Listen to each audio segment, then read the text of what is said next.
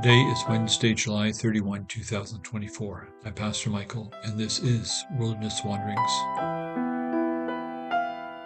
Our text comes from Psalm 9. But God will never forget the needy.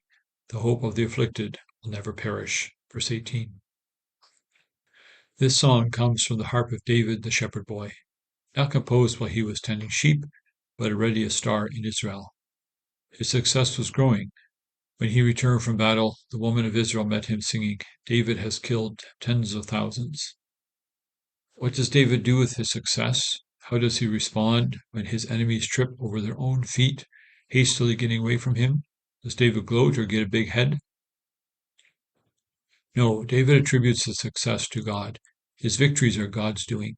When David fights enemies, he sees them as God's enemies, as those who stand opposed to God's purposes. God is accomplishing his purposes through David. The establishment of David as king in Israel is a miniature foreshadowing of Jesus being established as King of Kings. In the Gospels, Jesus is presented as the ultimate Son of David, through whom God will fulfill all his promises. Like David, Jesus did not push himself towards kingship. He went about his ministry of humility, as Paul says in Philippians 2, until God raised him up. One day, Jesus will be fully established as King of Kings. One day, all will acknowledge him as such. Until such a time, there will be conflict on this earth between those for and against Jesus. In this psalm, David focuses on those who are oppressed and those who do the oppressing. Put it differently, those who get ahead by walking over other people versus those who get walked on. The hope for the oppressed is in God and his kingdom, as Jesus will later express in the Beatitudes.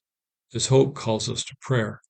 When we see people oppressed, whether close by or far away, our first response is to pray for God's kingdom to come. It also calls us to remind our governments that they have a duty to establish laws that promote a just society for all. As members of God's kingdom, we cannot simply sit on the sidelines and watch. We are called to fight for the oppressed, using the tools and weapons of the kingdom, not with swords like Peter once attempted. Swords can come in many different forms. We believe that hope for this world is not in governments, nor in swords, nor in laws, but in Jesus Christ. This hope for the afflicted also calls us to examine our own hearts. As Paul regularly reminds us, our battle is not against flesh and blood, but against power and principalities. Our battle is waged first in our own hearts, as Paul also wrote, "Although I want to do good, evil is right there with me." Romans 7:21. We can't fight for the kingdom if we don't first engage in the battle within our own hearts. Thus, this hope for the afflicted invites us to examine who we are. Are we the kind of people who will walk over others to get ahead? How many have been belittled because of us? Are we willing to get involved with the afflicted and the oppressed? Are we willing to get our hands dirty in the work of God's kingdom? As you journey on, go with the blessing of God. May the peace of the Lord Christ go with you wherever he may send you.